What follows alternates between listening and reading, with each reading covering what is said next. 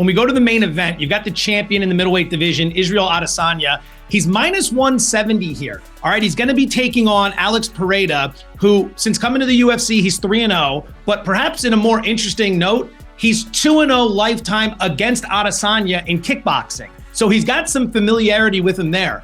Adesanya fights normally do not have this tight of a spread. He's minus 170. You've got Pereira coming back at plus 145. How tough of a fight is this going to be for the champ? It's going to be a hugely tough fight on both sides, really.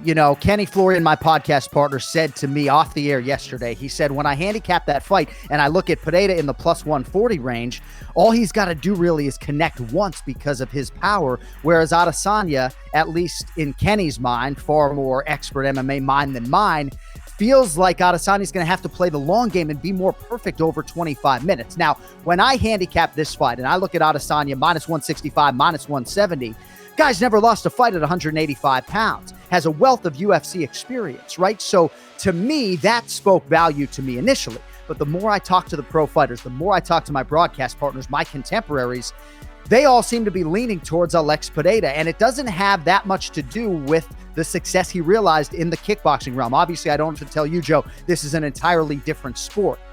But Pereira, despite the perceived lack of grappling experience, his number one training partner is the former UFC light heavyweight champion, Glover Teixeira, who's got arguably the best functional jiu-jitsu in all of mixed martial arts.